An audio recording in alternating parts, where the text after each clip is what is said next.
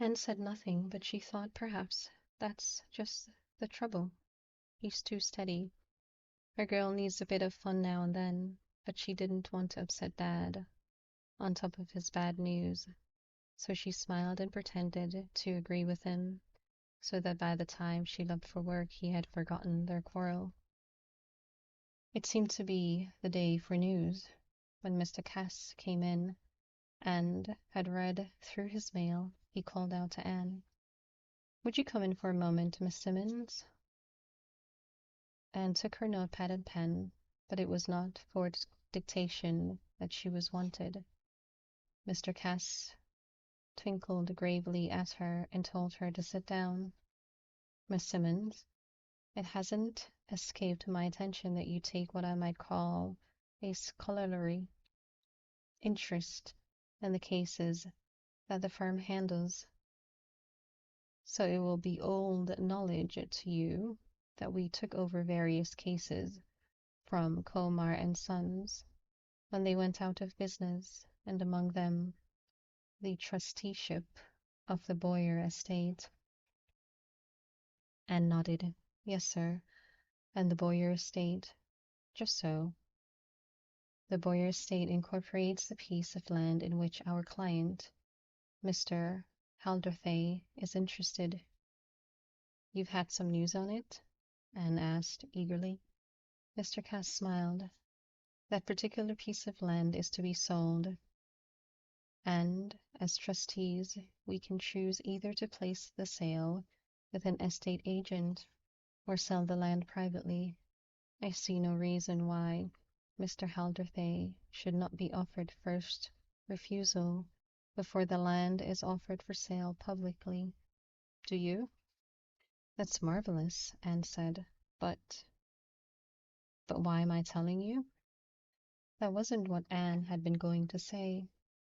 She had been about to say, "But he may not be able to afford it yet." But he had been saving for 4 years, after all. Mr. Cass went on, "It has not escaped my notice that you are quite well acquainted with Mr. Alderthay. One might almost say friendly." The eyes twinkled again. "And I thought you might like to have the pleasure of breaking the news to him yourself." "Thank you very much," Anne said. "It was very kind of you." It was kind to think of it, but Anne, as she went back to her own office, could only wish it had happened a day earlier, before she and Joe had, she could hardly say quarreled, for it didn't amount to that, but before the little coldness that had sprung up between them. It occurred to her that when they parted last night, they hadn't made any arrangement to meet on Saturday, which was the other night they generally went out. It might have been an accidental omission, or it might have been the cold shoulder. Perhaps she deserved it, but if Joe was deliberately leaving her in doubt, it was not like him, and she would be justified in being angry and offended. She had no way of contacting Joe, which was the main reason why they made their arrangements for the next time, and they said good night. Well, she wouldn't judge him too quickly. She would wait to see if he got in touch with her. He might telephone her at the office, he knew the number, or he might make occasion to come into town during the day and drop by to speak to her, or he might call round to the house tonight. She would wait and see what happened, but she couldn't help feeling uneasy. She was just taking 5 minutes break at 11 o'clock to drink her coffee and read a page or two of her book when the outer door opened, and she looked up quickly, thinking it was Joe. Had she stopped to analyze her reaction, it might have told her quite a lot about her feelings for Joe. But she had not time to think about that, for it was not Joe who came in from the street, but the dark stranger of yesterday. "Good morning," he began. "I was wondering and then he saw who it was. His mouth curled up at one side in a funny, lopsided smile. Well, if it isn't the lady who knows about goats. Goats, pigs, cows, even rabbits, she said briskly, not to let him have it all his own way. You name it, I recognize it. He smiled in appreciation of the sally. His gray eyes scrutinized her steadily, and Anne caught herself thinking again that, while not handsome in the conventional sense, he was certainly very attractive. We seem to be fated to meet, he was saying. I should have known when I chose a solicitor's firm at random I would be directed in my choice by some mysterious force. Do you always talk like this? She marveled. He frowned at her. I have you at a distinct disadvantage, he said seriously. You see, I can say anything I like to you, but you have to be polite to me, because I am a potential customer, and the customer is always right. But as against that, Anne said, equally serious, I am a lady, and you have to be polite to me, whatever position you're in. In that case, Miss Simmons, we shall have a delightfully polite relationship. I can see grave problems, however, whenever we reach a door. We shall both be standing back insisting the other goes first. Anne laughed. What makes you so sure we are going to have a relationship? She asked. I don't see how we can avoid it, he said.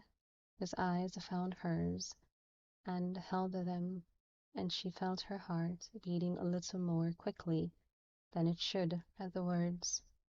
Then he went on, after all, any two people saying anything to each other are having a relationship of some sort, though it may be the merest formal exchange.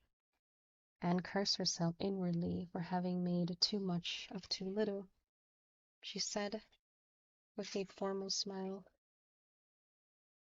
Do I take it that you wish to make an appointment to see one of the partners? You do.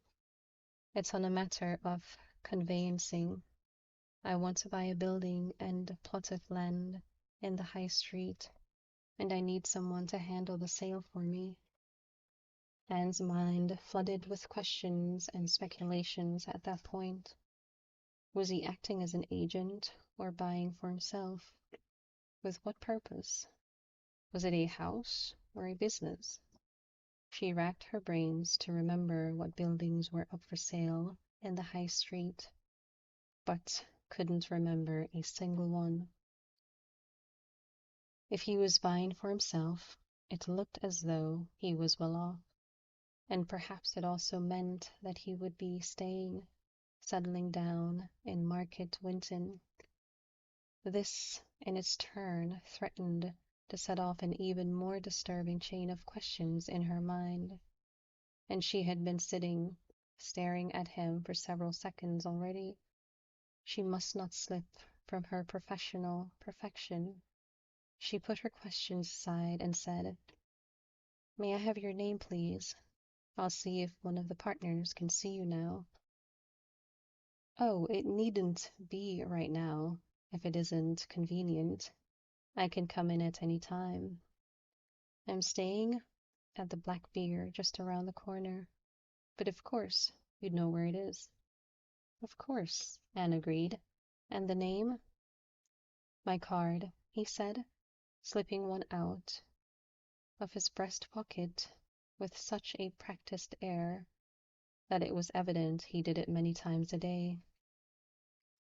He must be a businessman, she decided, to carry cards around with him, but the card told her nothing. It was quite plain, simply with the name printed across the middle and an address in the bottom right-hand corner. M.F. Conrad, it said, 221 Regent Street, London, W.I. I won't keep you a moment, Mr. Conrad. Anne said in her most professional manner, and slipped into Mr. Wetlow's room, but her thoughts were very unprofessional. Wait till I tell Wendy that I know his name, she thought, and I wonder what the MF stands for. She was back in a moment, still holding the card. Mr. Wetlow would be happy to see you at any time this afternoon, she told him. What time do you make tea? He asked abruptly. She was so surprised that she stumbled over her answer. Oh, about 3, usually. Then I'll come at 2:30, he said, and with a debonair smile bid her good morning, and was gone, leaving Anne to wonder if he meant to be there for tea or to miss it.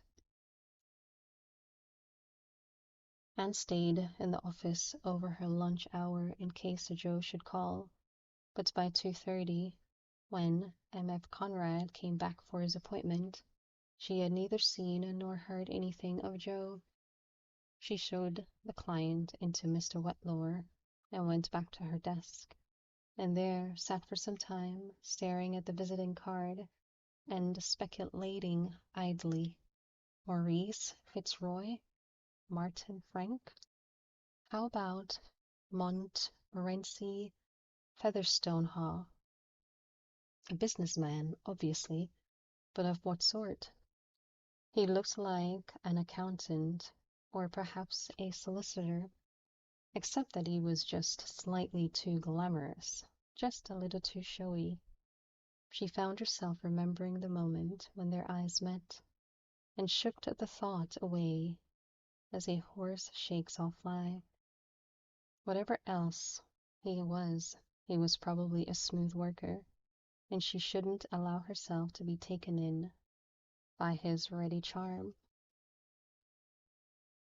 She was taken by surprise when the door of Mr. Wetlow's office opened, long before she would have expected them to finish. It was still only 10 to 3. He wouldn't get his tea after all. Or perhaps, if he had intended to avoid tea time, she should say he had just made it in time. She smiled formally as he stopped in front of her desk and said, Everything satisfactory, Mr. Conrad? Perfectly, thank you, Miss Simmons. Then suddenly he leaned both hands on her desk, smiled winningly at her, and asked, What are you doing tonight? Anne was taken aback, not having expected so abrupt a proposition. That's a very bold question, she said. What should I have said? What should I say now? Well, it seems to me you have 2 possibilities. Possibility A, you can tell me to mind my own business. Possibility B, you can tell me what you're doing tonight. Anne thought about it. Possibility B, subsection 1, I can tell you what I'm really doing tonight. Possibility B, subsection 2, I can tell you a lie. But in that case, he said, you would simply be telling me to mind my own business in a roundabout way. So that's covered by possibility A. Which is it to be? I'm lost after all those possibilities, Anne said, playing for time. He was not fooled. Mind my own business, eh? Well, I should have expected you to be spoken for, he said. Anne would have liked to have asked why, but feared it might be construed as fission. Perhaps some other time, as they say on films. You might tell me, however. Yes. Anne was prepared to be helpful, since she was off the hook. What is there to do on Saturday night for a single man with no attachments, at least not yet? There's the discotheque and the Castle Hotel, Anne said, furrowing her brow as if in thought. Or there's the Young Farmer's Ball at Springbourne. I'm never quite sure exactly how polite you're being, he said suspiciously. However, on this occasion, I have no doubt as to which you'll be attending. Why is that? Anne asked. Because the van I saw you getting into last night was undoubtedly a young farmer's vehicle. You saw me last night? You saw me at the fair? I saw you at the fair. Then you must know I am spoken for. You didn't need to ask. Not necessarily, he said, looking at her judiciously. You were accompanied, it's true, by a good-looking young man, but you'd evidently had words with him, so there was a good chance you might be available. You seem to have taken a great deal of notice of my private affairs, Anne frowned. My dear Miss Simmons, he said coolly, anything you do in public can hardly be classed as your private affairs. He straightened up, unruffled. Anyway, enjoy the young farmer's ball. No doubt I shall be seeing you again. Anne stuck her tongue out at his retreating back. Not very professional conduct, but it relieved her feelings a little. She was not used to being bested in verbal combat. The door had hardly closed behind him when a peevish call from Mr. Wetmore reminded her that she had not made the tea, or even, as yet, put the kettle on. There was no call from Joe during the afternoon, nor by the time she was ready to go home, though she still had the evening to expect a visit from him. Anne had a feeling she was not going to be contacted. She didn't know whether she had hurt his feelings, or whether he was staying away because he felt bored.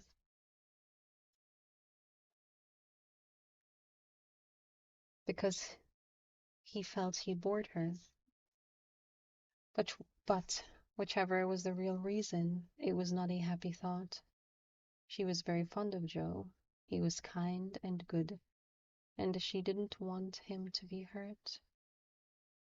Apart from anything else, they had been going out together for a very long time, and sheer habit made it hard to imagine life or even a weekend without him.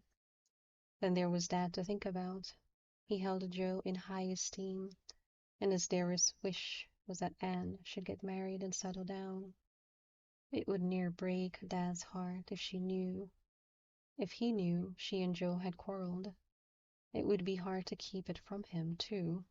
Not only was there Saturday night, when she and Joe usually went out, to be got over, but Monday was the bank holiday. That was why the fair was there, of course, though the significance had escaped her until now. But it would seem very odd if, with both Sunday and Monday free, she did not go out with Joe at all, and Joe did not even come over for tea. She ought to explain to Dad straight away when she got home, she thought, as she cycled through the town. Explain that they hadn't really quarreled, just had a slight misunderstanding. That way Dad wouldn't make too much of it. When she arrived home, however, Dad greeted her with an affectionate kiss, asked her how her day had been, told her she must be tired, and added, I've got tea all ready for us both, so you can just sit yourself straight down. I expect you're glad. It's the bank holiday on Monday. Have you and Joe got anything planned for Monday? No, we haven't planned anything, Anne said with perfect truth. Now was the moment, but somehow she just couldn't say it. Oh well, that might be for the best anyway, Dad said. You never know what the weather will be like, do you?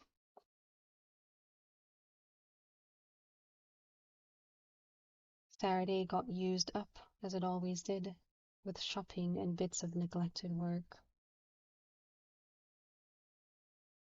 and letter writing and various bits of hand washing and mending that needed catching up on. Saturday was Dad's busy day in the station, with with extra trains laid on for holiday makers and extra tickets bought by soldiers going out for the day and home for the weekend leave, so they didn't see much of each other.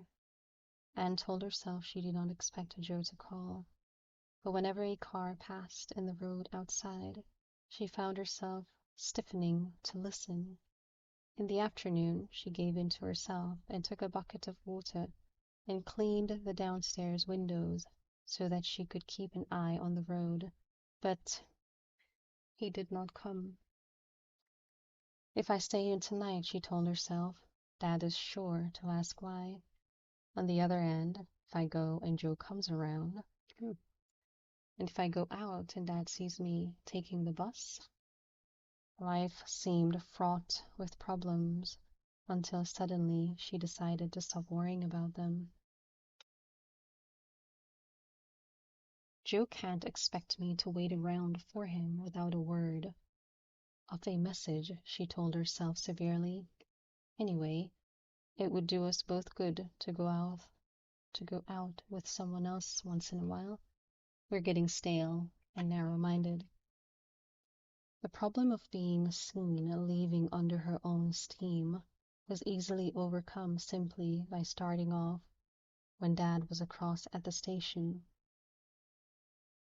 leaving a note for him in the kitchen, propped up against the tea caddy, the first place he would look. Gone out, back late, don't wait up for me, it said. Just what she always said. He would wait up, of course, he always did. Anne took her bike and after very little internal debate, cycled into town with the intention of going to the cinema. She really couldn't go to the young farmer's dance alone. It would be too obvious, and there didn't seem to be much else to do. The fairground was doing good trade, but Joe had been right about it being a little rough. She could see, even as she rode past, several youths slouching on the fringes of the lighted booths, with their hands in their pockets and their eyes cocked for opportunity. The film she chose was interesting enough, and while she was absorbed in the action, she forgot that she was here alone and quite enjoyed herself. When the lights went up, however, she felt awkward. She looked around and saw several other people sitting on their own. Of course, there must always be people sitting alone in cinemas.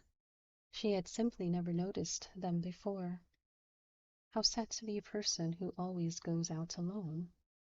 It was enough to make you eccentric. When the film ended, she saw that it was still quite early. I can't go home yet, she thought with dismay. How difficult it must be to live a double life, a life of deception and secrecy. Where could she go? At this time of night, she couldn't go to a pub alone, and the cafes that sold coffee without a meal were closed. She was on the brink of giving up and going home to tell Dad the truth when the memory of her own words came to her. There's the discotheque at the Castle Hotel. Of course, the very place. On Saturdays, there was no charge to go in, and it was dark enough in there and noisy enough for her to pass unnoticed. She could buy herself a drink and sit over it for a while and then go home.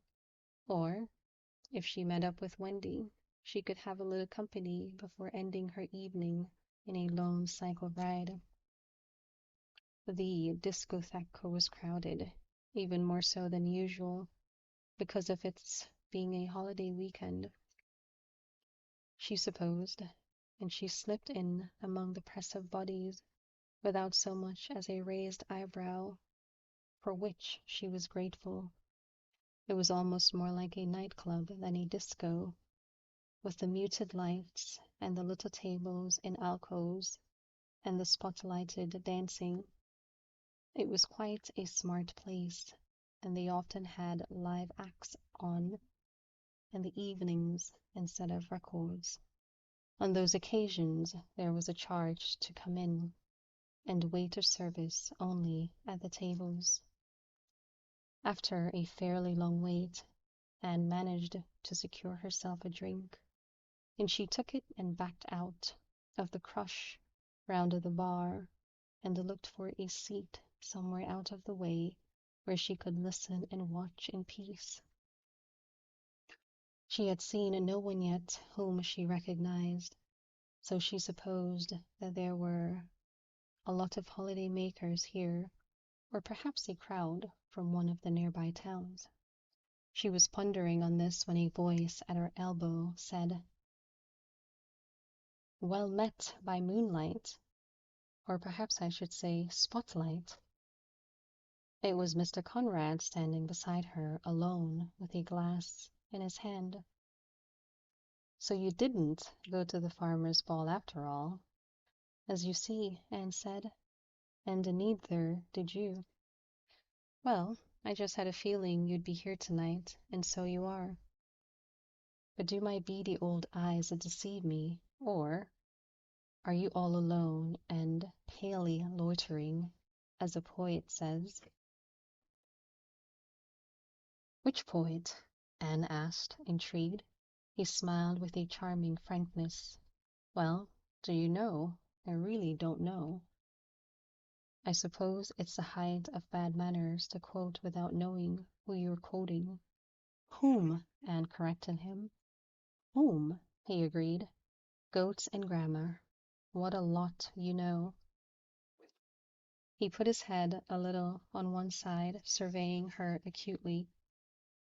"But I was right, after all, about the having words part. I hope he didn't storm off and leave you here." "No, no, I came alone," Anne said hastily. "But what about you? Are you alone?" "More or less," he said, glancing over his shoulder. "Nothing to speak of. Can I get you a drink?" "No, thanks. I ought to be going, actually," Anne said automatically. He clapped his hand to his forehead. "Snubbed again. You really do make the going hard, don't you?" Anne began, confused. Then, "You more or less indicated you had someone with you." He smiled at her, and it seemed, for all she told herself otherwise, a very special smile, a friendly smile for her alone. "No, you misunderstood me. I was chatting to a girl over at the bar when I saw you come in, but neither of us had any great expectations of the other. Look, have you really got to go, or were you just trying to get rid of me?" His frankness appealed to her, for it seemed the sort of thing one might say to a friend. It would be nice to have someone to talk to like that. She shook her head. "No, I really do have to go, you see." "Then let me give you a lift home," he said eagerly, interrupting her. "I have a bicycle," she said, which was what she had been about to explain. "Well, you could leave that here. You have a padlock, I'm sure." "But then I'd have to come in on the bus to collect it. It would be very inconvenient." "No, I really have to go, and on the bike." He looked distressed. "I don't like to let you go like that, when I have a perfectly good car waiting outside. But, as you say—" He thought for a moment and then shrugged. "Let this be a lesson to me to get a roof rack for my car. Then I could have taken the bike too. Or," added Anne, her sense of humor uppermost again, "to buy a bike, then you could have escorted me home." He laughed. "I think I'll stick to four wheels. I don't think I'd stand much chance on two." "Chance of what?" Anne wondered, as she cycled quickly home through dark lanes.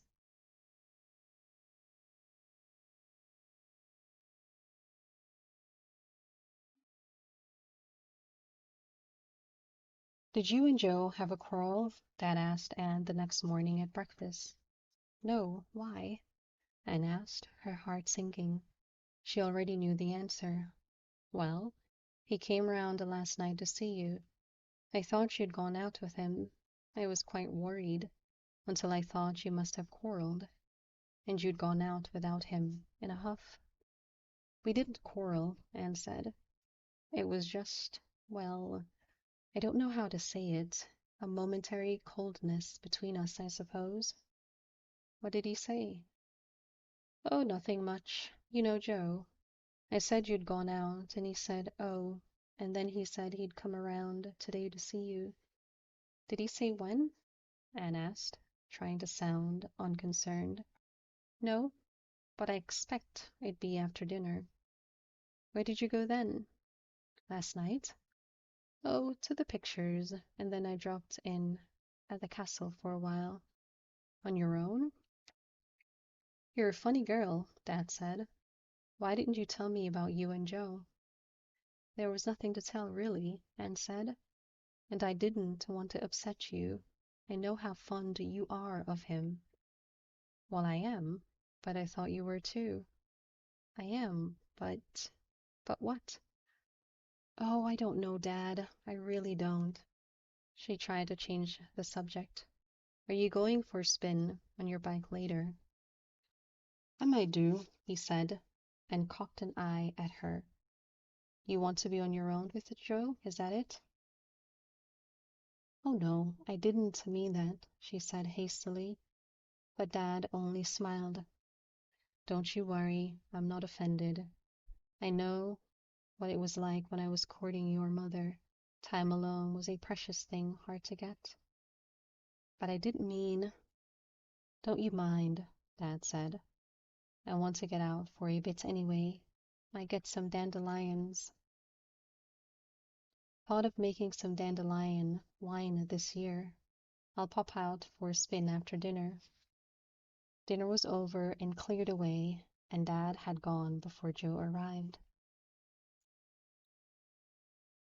I had one or two things to do up Aldane's, so I couldn't get away sooner, he said, as Anne let him in. He seemed the same Joe as always, except perhaps a little more solemn. That's all right, Joe. Dad's gone out for a bit on his bike. Would you like a cup of tea? Wouldn't say no, Joe said. Normally he would have followed her into the kitchen and chatted to her while she made it, but this time he stayed where he was put formally in the sitting room, and Anne's heart sank as she waited for the kettle to boil. It seemed to bode ill, though quite what she was afraid of, she couldn't be sure. She brought in the tea, things, and biscuits on a tray, and Joe jumped to his feet as soon as she appeared in the doorway and took the tray from her, all attentive good manners. It reminded her of the very first evening when he had brought her a box of chocolates, though to be fair, his manners had always been perfect towards her. He had never failed in that. She sat down and poured the tea, and felt the constrained silence that was building up between them. For the first time in years she felt ill at ease with him, as if they were strangers to each other. Well, in a way, perhaps they were. How much of what Joe thought had she ever known?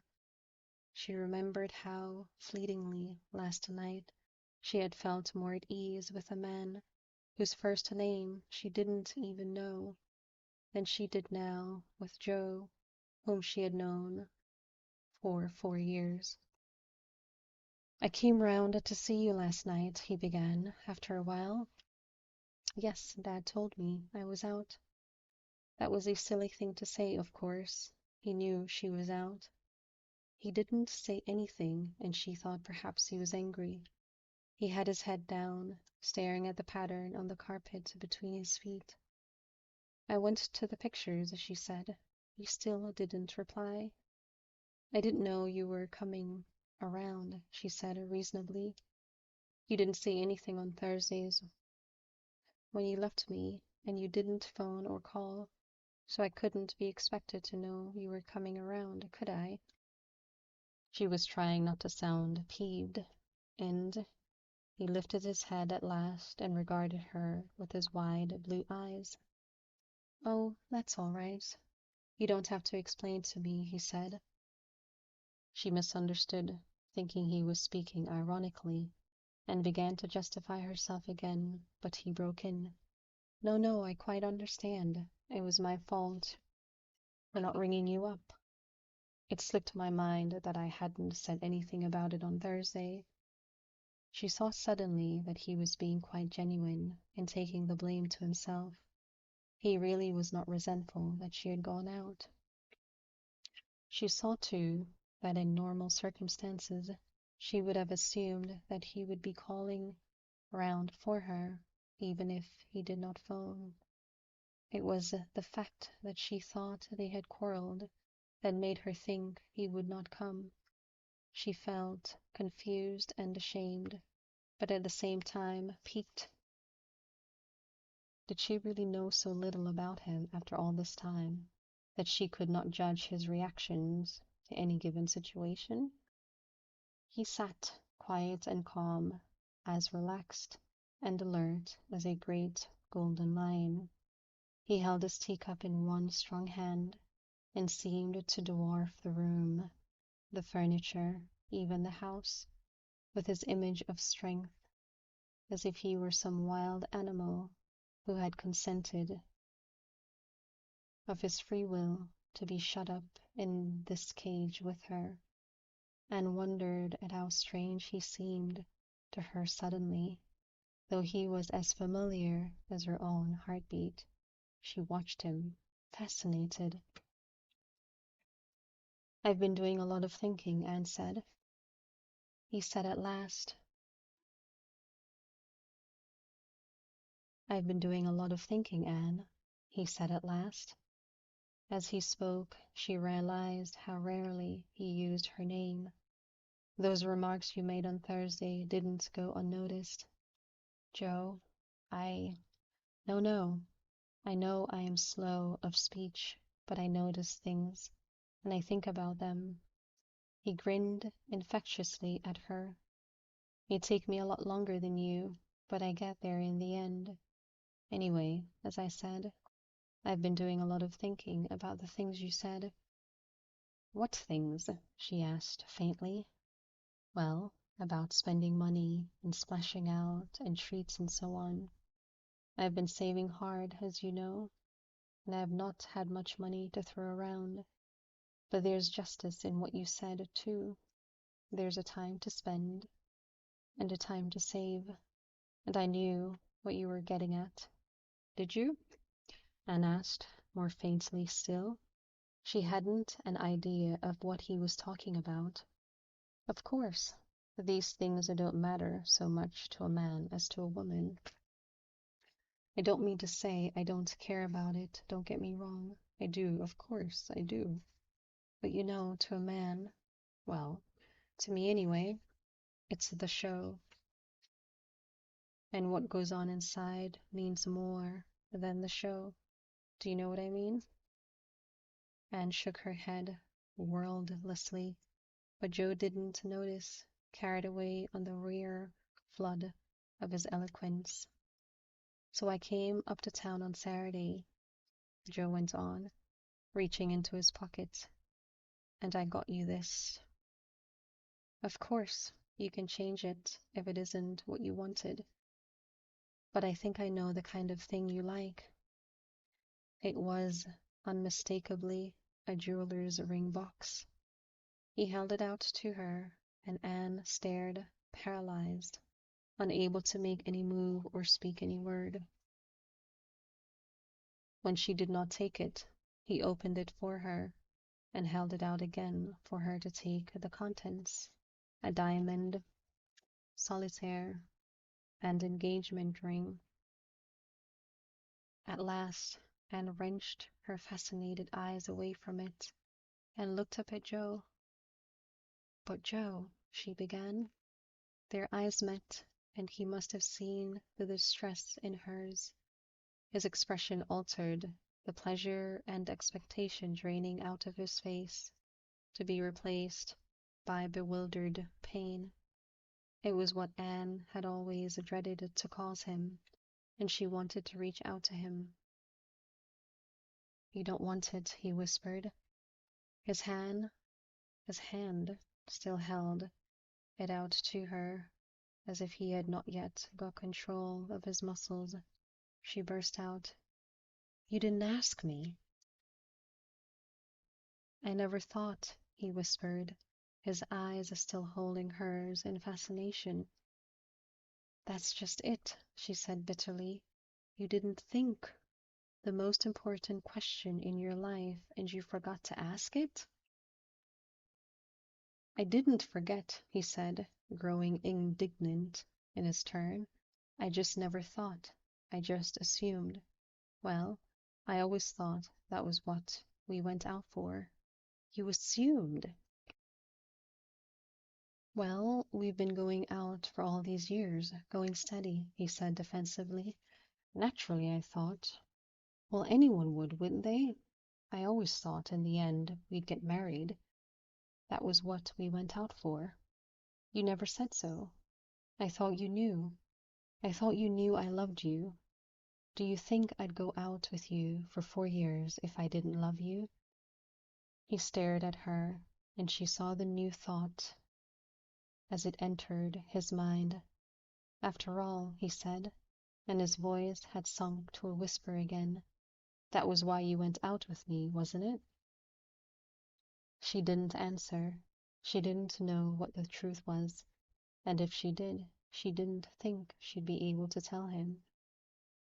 I always thought you loved me," Joe said. "But I did," she cried, unable to bear the thought of her betrayal. "I do.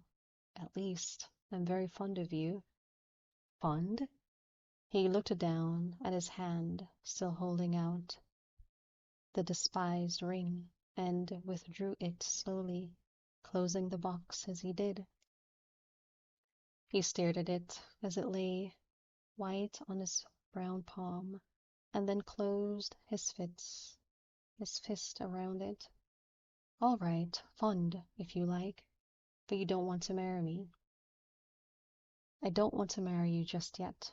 I don't want to marry anyone yet," she temporized in anguish, but Joe shook his head. He was in control of himself, and his dignity was more heartbreaking than his pain. "That won't do, Anne. If you wanted to marry me, if you loved me enough to marry me, you'd know. It wouldn't be a matter of yet." "But you said—" "Yes, I know, but I always wanted to marry you. I always wanted to. It was only that I felt I couldn't support you in the proper fashion until I had saved up a bit. I always thought you loved your pigs more than me," Anne said, and at once could have bitten off her tongue. His dignity intensified. "I'd have thought I deserved better than that," he said quietly. "Oh, Joe, please don't be like that. The last thing in the world I want is to hurt you. You must believe that. I am very fond of you. I love you. In your own words, would I have gone out with you for all those years if I didn't? But I don't want to marry anyone, not yet." "I believe you," he said. "I don't believe there's anyone else. But when you love someone enough, there won't be any question of wanting to wait. You'll know then. You'll know you're in love properly." He stood up, and Anne said foolishly, "But you haven't finished your tea." "I think I'd better go. I wish you all the very best, Anne. I hope you'll find someone soon." "But Joe," Anne cried, "you don't mean to go altogether?" "I think so," he said firmly. "But I don't want you to go out of my life," she said. "Surely we can still be friends. Surely we can still go out together as before on a friendly basis." "No, I don't think so," he said bravely. "You see, I don't feel that way about you. A friendly basis wouldn't be enough for me. I'd want a wife. I feel too much for you, Anne, and if you don't feel that way about me, then I think the sooner we forget each other, the better." She followed him to the door, dazed, hardly believing that he meant it, until she saw him climb into the ancient, tatty old van and realized that it might be the last time she saw of it. "Joe!" she cried out, but he only lifted a hand to her in farewell and drove away. All kinds of feeling flooded over her: distress and guilt at Joe's unhappiness, surprise at the turn events had taken, anger that she should feel guilty, anger that Joe should take such an absolute view on things. She slammed the door to relieve her feelings, and then wandered back into the sitting room. There the sight of the teacups still filled with cooling tea made her realize that Joe had gone forever. She began to wonder what life was going to be like without his sure, comforting presence in the background, and she sat down on the sofa with tears beginning to prickle her eyes. What would she ever say to Dad? Would he accept the facts and wound in silence? He would shake his head sadly when he thought she wasn't looking. Then Joe's face came before her in a flash of memory, and she thought of the ring, the touching, pathetic, rejected ring, thought of him choosing it for her, and now having to take it back with all his hurt pride. And the tears burst through the floodgates, and she flung herself down among the cushions, sobbing. Joe, so kind, so good, always so tender and courteous to her, loving her in a silent way all this time. She had never wanted to hurt him, and now she had hurt him in the worst possible way. In a purely selfish way, she had hurt herself, depriving herself of his company and support. What would she do without him? Her Saturdays would all be as desolate as yesterday from now on. She had just about got up. She had just about got to the end of her tears and was in the process of mopping herself up when she remembered that she had not even told him the good news about the land. She wouldn't be able to tell him now. It would have to be done by letter after all, and it would stir up his unhappiness again, knowing that now she would not be there to share it with him. Anne struggled for a moment, and then abandoned herself, on a once and for all basis, to a good howl. She had mopped herself up for the second time by the time Dad had came home, but her eyes must have been red enough to tell him that something was wrong. However, he took it better than she would have expected. "Joe gone, love?" he asked as he came in. "Yes, Dad," she said, and explained the situation, that Joe asked her to marry him, and that she had refused, and that he had decided it was best to break off once and for all. Dad nodded gravely, but said nothing until she had finished, and then, after looking at her penetratingly for a moment, he had closed the subject and said instead, "Would you like a cup of tea?" which was his way of offering silent sympathy. She had expected a miserable weekend, but Monday turned out to be more bearable than she thought, and having had a long walk in the fields and woods nearby, and come in hungry as a consequence, and having made a hearty tea, she found herself thinking cheerfully about going back to work the next day. "All I need," she thought, "is something to keep me occupied. It isn't the end of the world by any means. It could, on the contrary, be the start of a whole new life." And on that optimistic note, she went to bed.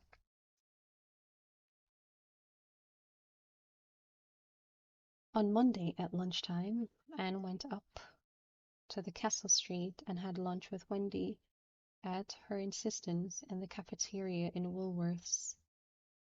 It's the under-manager, Wendy explained, as they took their trays to a table.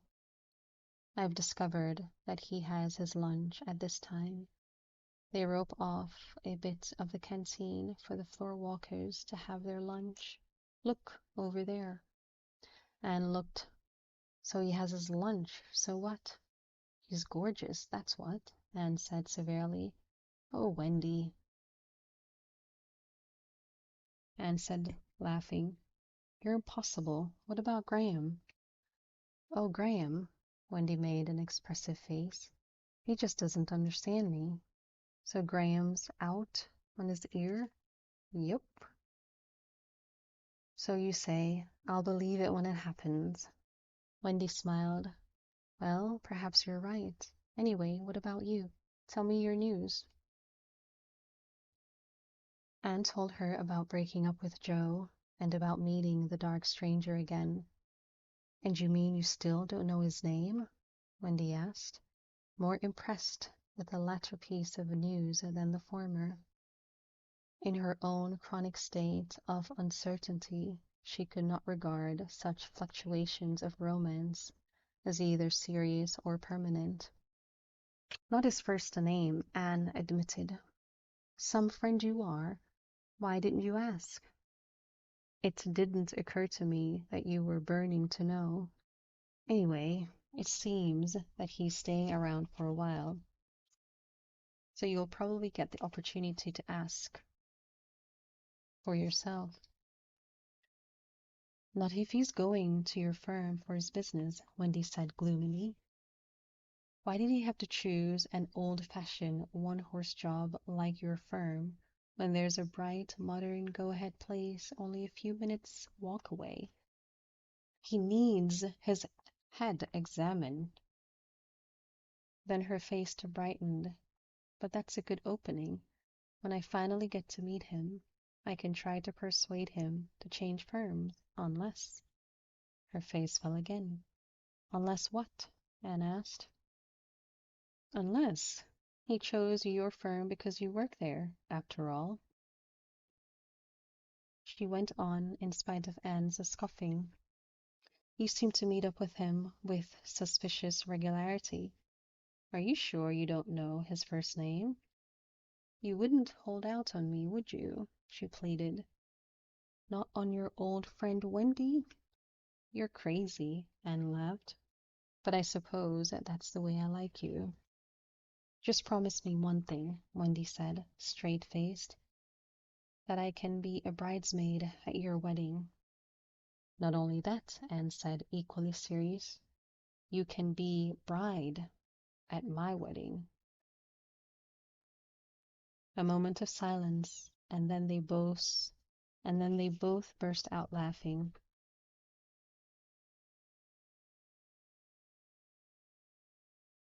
Anne had not forgotten the problem of the good news she had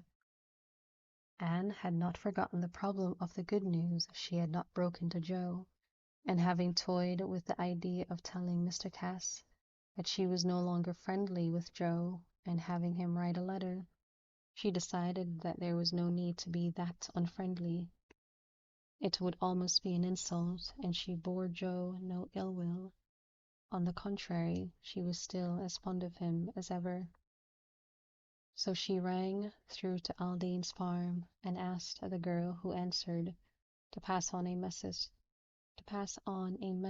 to Joe Alderthay, asking him to ring her when he had a moment. With anyone else, she wouldn't have been able to leave such a message.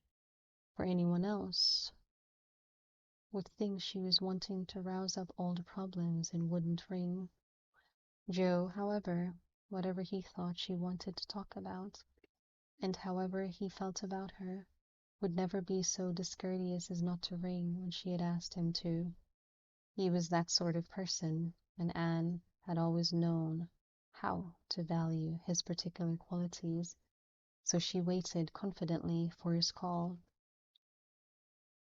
In the meantime, she was interested to find out the details of Mr. Conrad's proposed buy, since the routine part of it came to her to deal with.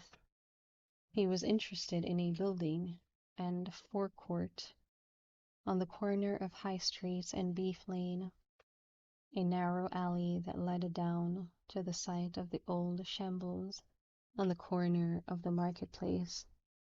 The building was a long, low warehouse with living accommodation on top, and the large forecourt held a derelict petrol pump.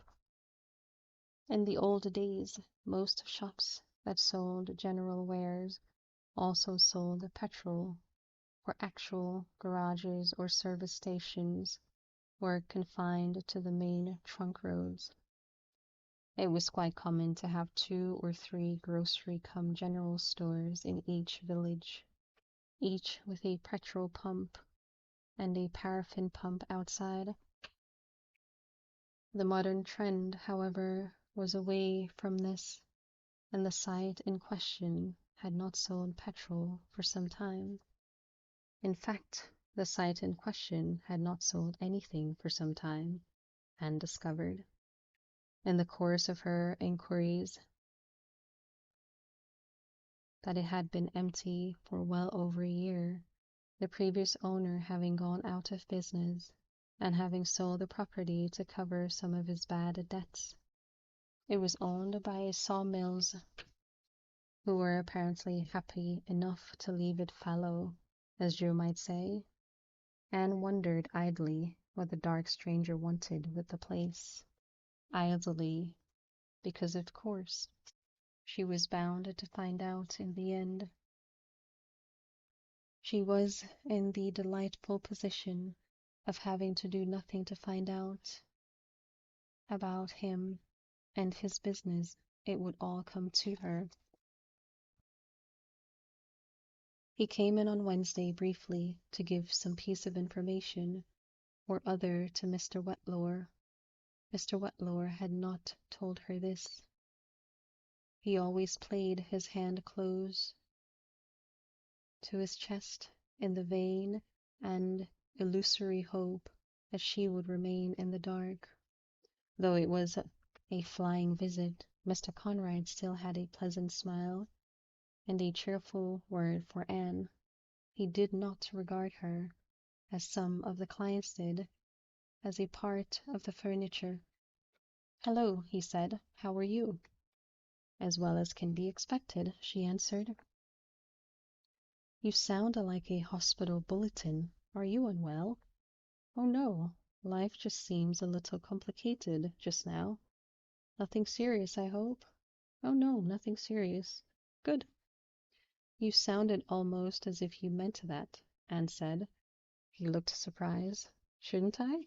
he asked. "It's generally only politeness." He smiled at this. "Only politeness? If you knew what a difference politeness makes, you wouldn't call it an only." Anne blushed a little. "I didn't quite mean that," she began. "I'm glad," he said quickly, "because if you remember, we promised each other a polite relationship right from the very beginning." "So we did," Anne said, feeling that she was rapidly being outclassed as far as clever remarks went. She was not put to further test, for at that he simply smiled, his slightly lopsided smile, and left. It was late that afternoon that Joe telephoned her, so late that she was in the process of clearing up to go home. "Oh, I'm glad I caught you," Joe said, sounding a little breathless. "I'm sorry I left it so late, but we've had a busy day, and I couldn't get to the phone sooner." "That's all right, Joe," Anne said soothingly. "I knew you'd phone." "What's the problem?" he asked, sounding a little anxious. "No problem, rather the reverse. It's just that I had some good news for you which I meant to give you over the weekend, but what with various events, I forgot to pass it on. It's about the land you're interested in." "Oh?" Joe said, and there were many conflicting emotions in that one word. Anne wondered fleetingly if he was sorry it hadn't turned out to be on a personal matter that she wanted him to phone. I expect you can guess what it is. The news, I mean. The land is up for sale? That's right. Apparently they need to raise some cash, and that particular piece is the obvious thing to sell, not being attached to anything else at the moment. Mr. Cass says it's up to him whether to sell privately or on the open market, and since you're a customer of his, he's going to give you first refusal. There was a long silence, and in the end Anne said, "Are you still there?" Yes, I'm still here. I was thinking." Another long silence. "Do you know what the price is?" "No, he didn't say." "I should think it's a matter for discussion between you and Mr. Cass. He is a trustee, after all." "That means coming in to see him," Joe said slowly. "Yes, of course. But you'd have to anyway, wouldn't you?" "Yes, but what?" "Surely you can get the time off. You've never had trouble before." "It's not that," Joe said, and added in such a low voice she hardly heard it. "It's you." "Oh, Joe." Her heart turned a little in her breast. "I'm sorry. I never wanted to hurt you, you know that." "Yes, I know. It wasn't your fault. I suppose I must just get used to the idea." Better to stick to business, she thought. "Well, I'll tell Mr. Cass you'll be coming in. No need to make an appointment. He knows how you're fixed and he'll see you any time." "Yes, thank you. Tell him I'll try and come in on Monday. Better get my word in as quickly as possible." There was a glimmer of humor in that speech, and Anne was glad. "Yes, I think so. I'll see you on Monday then." Joe didn't sound too happy about it, but Anne was pleased at the thought of seeing him again. After all, they had been friends for 4 years, and she missed him.